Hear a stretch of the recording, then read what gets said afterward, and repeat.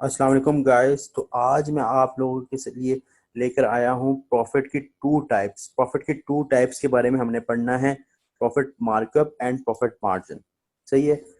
जैसे कि आपको ये दिख रहा है सामने, मैंने बेसिकली नॉर्मल फॉर्मूलाज तो लिख दिए हैं, लेकिन इसका मतलब क्या है? प्रॉफिट मार्जिन और प्रॉफिट मार्कअप बेसिकली प्रॉफिट के टाइप्स हैं। अगर हम बात करें तो ये प्रॉफिट के टाइप्स हैं।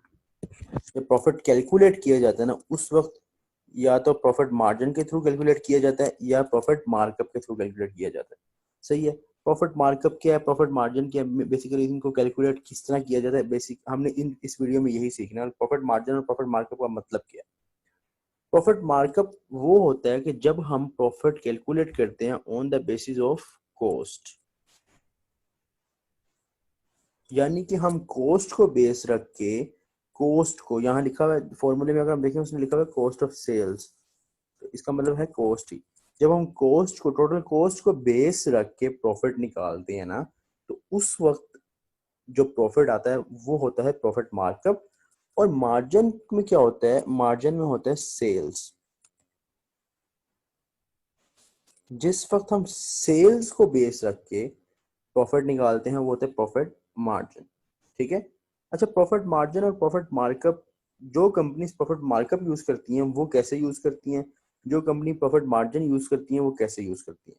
अच्छा, जो बेस अगर कोई चीज होती है, मतलब अगर हम किसी चीज की बेस पे किसी चीज को कैलकुलेट करते हैं, ठीक है, तो वो जो बेस होती है वो उस चीज के लिए 100% होती है। तो यहाँ पे प्रॉफिट मार्कअप में cost would be 100%, and in the case of profit margin the sales would be 100%। ये बात याद रखना। मार्कअप में ये तो पता, ये तो कंफर्म हो गया कि यार जनाब, मार्कअप में ये कंफर्म आपको क्या हुआ कि कॉस्ट 100% होती है और सेल्स मार्जिन में 100% होती है। तो ये कैलकुलेट किस तरह करना है? प्रॉफिट मार्जिन या मार्कअप कैलकुलेट करने के लिए है तो कैसे कैलकुलेट करना है? ये जो दो फॉर्मूले लिखे लिखे हैं, ये बेसिकली आप लोगों को छोड़ दें, इन पे फोकस नहीं रखना। भाई आपको सिखाएगा कि किस तरह कैलकुलेट किया जाता है। फॉर एग्जाम्पल अगर हम बात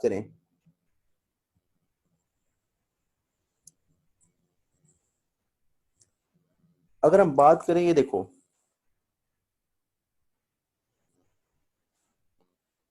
एक बिजनेस ने टोटल कॉस्ट जो इंकर की, ठीक है, टोटल कॉस्ट वो थी 10,000। वो कितनी थी? 10,000। उसमें ऐड किया जाता है, कॉस्ट में क्या ऐड किया जाता है सेलिंग प्राइस तक पहुंचने के लिए? Profit and then selling price.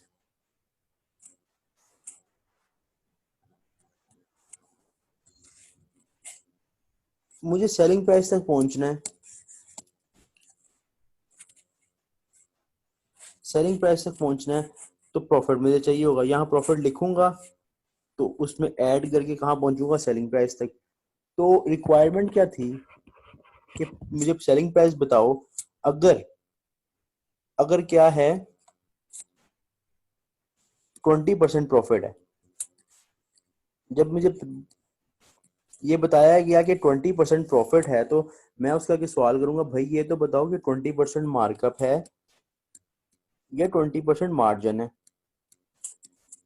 खाली मैं प्रॉफिट का नाम सुन के तो नहीं कर सकता।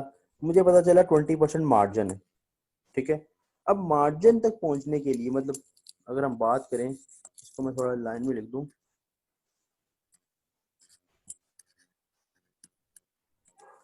अब मार्जिन तक पहुंचने के लिए, मार्जिन में क्या चीज 100% होती है? मार्जिन में होता है सेल्स 100%। तो हम यहाँ पे, अब यहाँ पे हमारे पास क्या गिवन है? Total cost. हमारे पास तो सेल्स गिवन ही नहीं है, तो हम कैसे निकालेंगे प्रॉफिट? तो उसका तरीका क्या है कि आपने क्या करना है, आपने उनके सामने ना जो जो अमाउंट है, जो जो चीज है, जो जो क्या कहते हैं, एक मिनट में आपको बताता हूँ।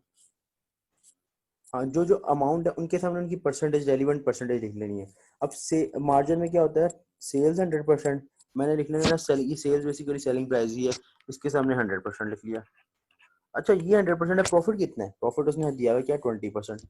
ये 20% लिख लिया।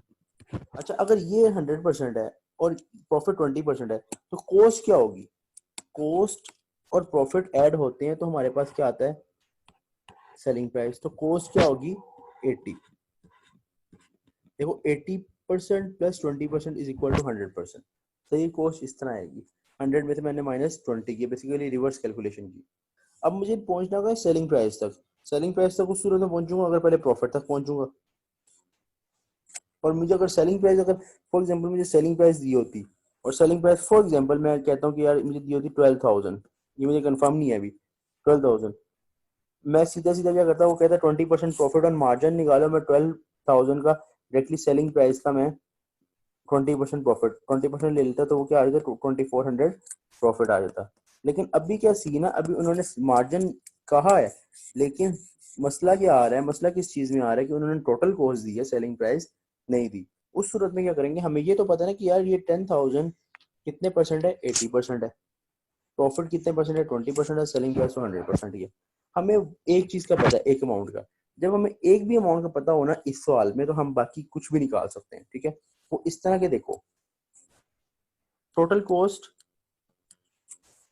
कितनी है, 10,000, कितने परसेंट है, जितने परसेंट है ना, हम उसे अगर डिवाइड करते हैं तो हमें हमारे पास आंसर आंसर आ जाता है 1% का, 1% का।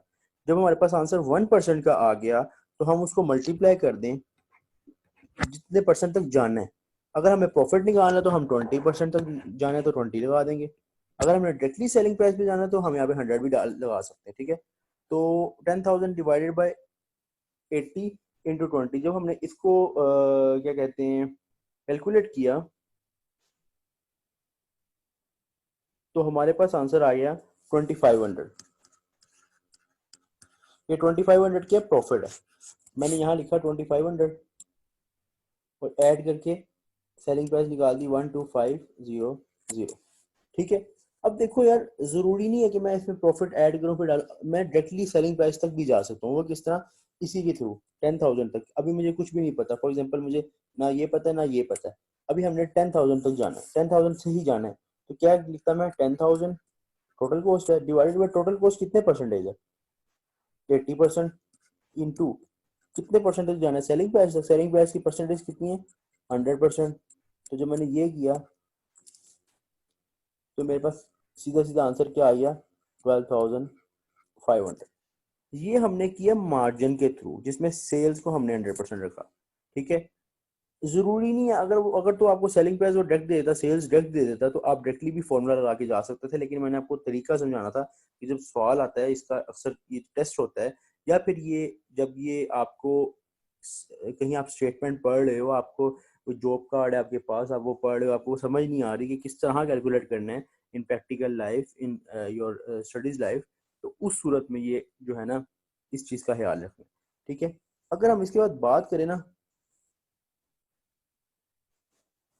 कि यार, अगर हमने अगर आप लोगों ने गौर से देखा हो ना एक चीज को, तो ये जो ये चीज लिखी हुई है कि ये फॉर्मूलाज जो लिखे हुए हैं, अभी हमने मार्जिन का किया, एक हम मार्कअप का भी करते हैं, लेकिन उससे पहले ये समझो, ये जो फॉर्मूलाज लिखे हुए हैं उन्होंने किस तरह लिखे हुए हैं, कि जो प्रॉफिट है ना, ये प्रॉफिट उसने उसको बेस बनाया ऑन कॉस्ट ऑफ सेल्स।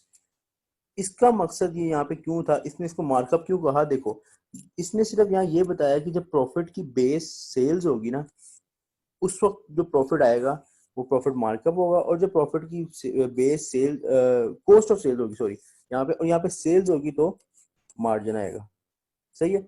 इस चीज को मतलब ध्यान से और आराम से जो है ना करना है। अच्छा, एक और पॉइंट यहाँ पे मैं आपको अगर बताता चलूं, कि अगर हम एक सवाल करें किस लिहाज से, एक पॉइंट समझें किस लिहाज से, कि अगर फॉर एग्जाम्पल वो कहता कि टोटल कॉस्ट है 10,000, प्रॉफिट हमें नहीं दिया उसने, और सेलिंग प्राइस जो है वो निकालनी है। अब 10,000 है, प्रॉफिट नहीं दिया, सेलिंग प्राइस, हमने पूछा प्रॉफिट कितना है, उसने कहा 20% प्रॉफिट है, लेकिन 20% प्रॉफिट कौन सा, मार्कअप।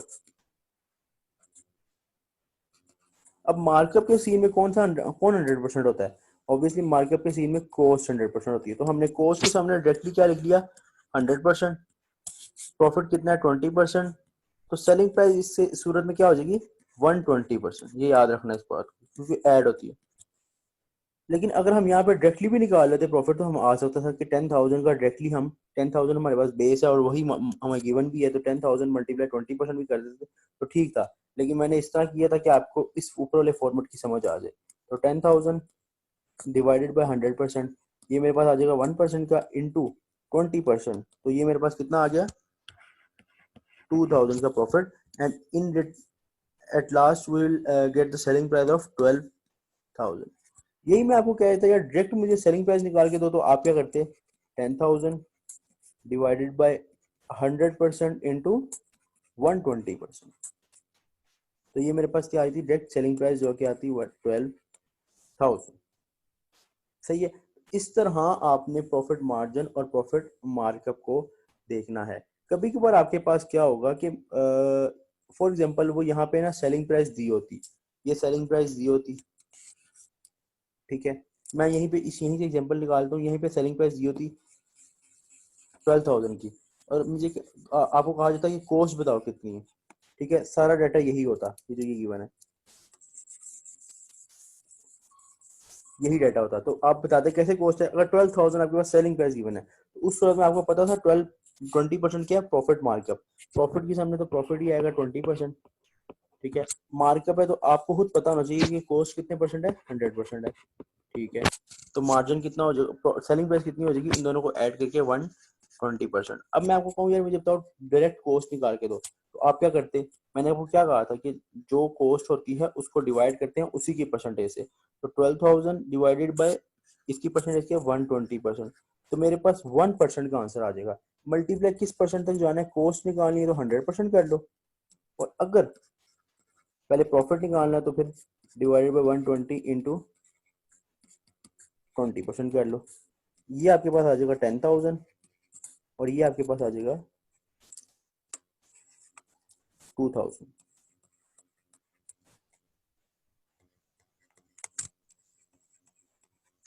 तो ये था आपके पास मार्कअप और मार्जिन का कॉन्सेप्ट, ठीक है। तो मार्कअप और मार्जिन का ध्यान से इस चीज को पॉइंट आउट करना होता है जब अगर आप प्रैक्टिकल लाइफ में भी हैं, और अगर आप क्या कहते हैं एग्जाम ये अपने स्टडीज लाइफ में भी हैं, तो इस चीज को बहुत फोकस होकर करना होता है, क्योंकि मैनेजमेंट अकाउंटिंग का बहुत बेसिक पार्ट होता है, और बहुत बहुत ही बेसिक पार्ट है, सिंपल सी कैलकुलेशन है जो कि आपको कंफर्म आनी चाहिए। एक फॉर एग्जांपल एक एसीसी का स्टूडेंट है या एक अकाउंटिंग का स्टूडेंट है, उससे तो ये कंफर्म पता होना चाहिए कि मार्कअप और मार्जिन में क्या फ़र्क है।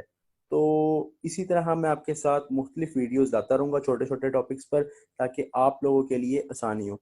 तो मिलते हैं फिर नेक्स्ट वीडियो में, तब तक अपना ख्याल रखें, इजाज़त दीजिए, अल्लाह हाफिज़।